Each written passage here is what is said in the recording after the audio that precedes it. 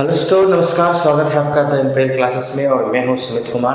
आज का हम लोग करंट अफेयर का महत्वपूर्ण क्वेश्चन देखने वाले हैं, जिसमें से पहला क्वेश्चन आपके सामने यहाँ पे दिख रहा है। पहला प्रश्न है कि पीटर पेलेग्रिनी किस देश के राष्ट्रपति बने हैं, है ना। Peter Pellegrini has become the president of the which country.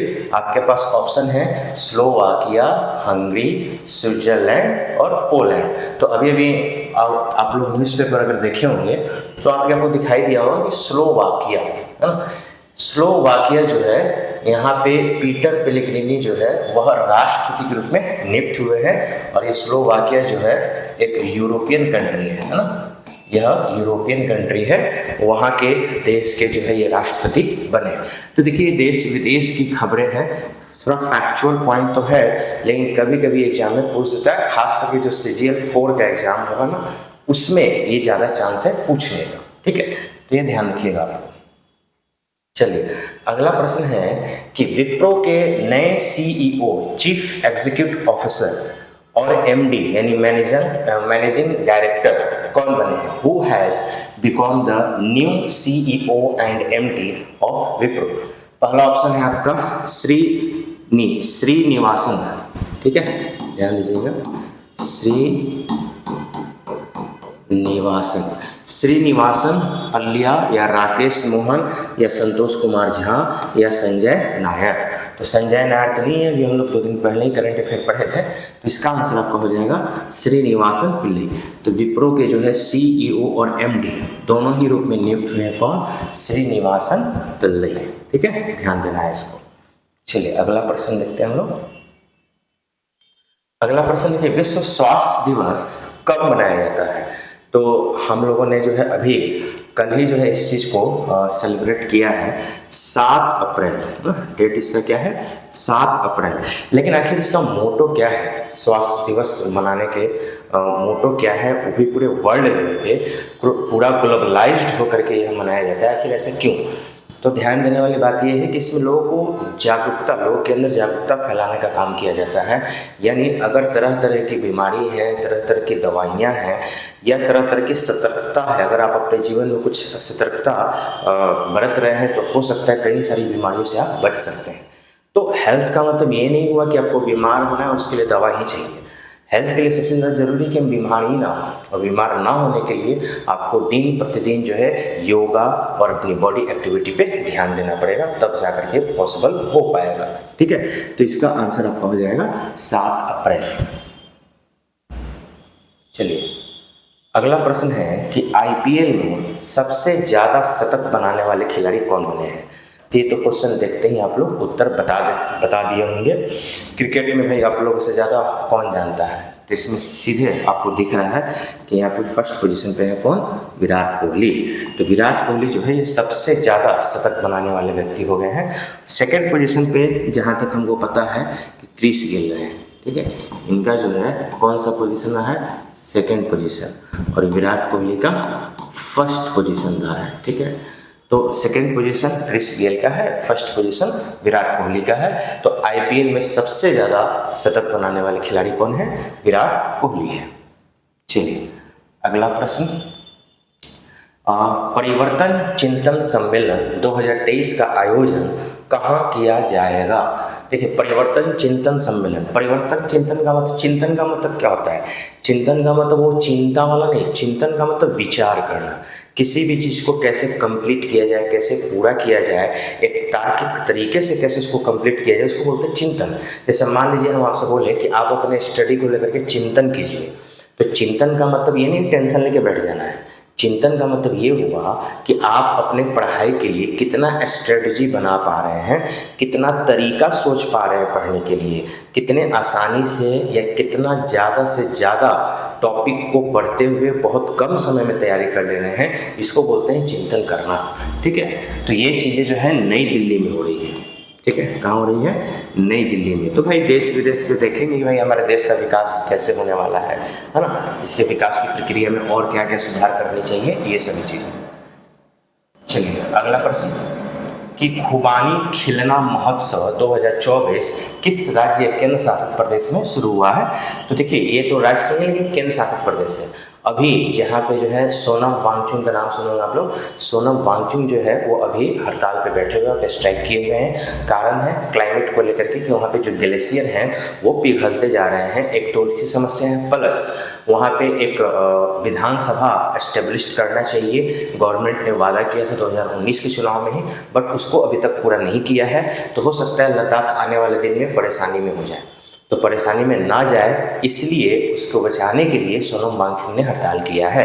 तो ये जो महोत्सव है ये भी लद्दाख में ही मनाया जाता है। आपको पता है कि लद्दाख और जम्मू कश्मीर दोनों को एक साथ केंद्र शासित प्रदेश का दर्जा दिया गया था 2019 में, बट जम्मू कश्मीर में विधानसभा है और लद्दाख में विधानसभा नहीं है। इस चीज़ की डिमांड की जा रही है सोनम वांगचुक के द्वारा।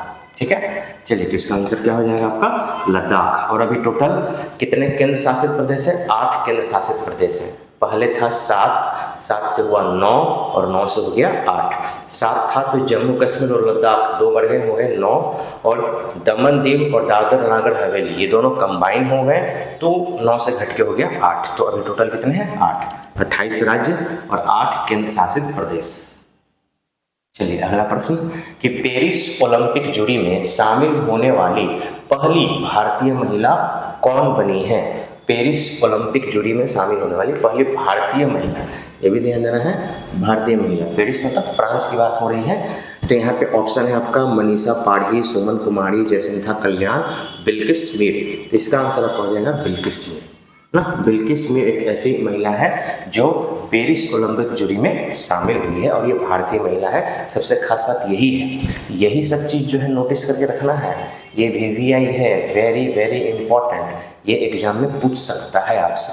ठीक है, चलिए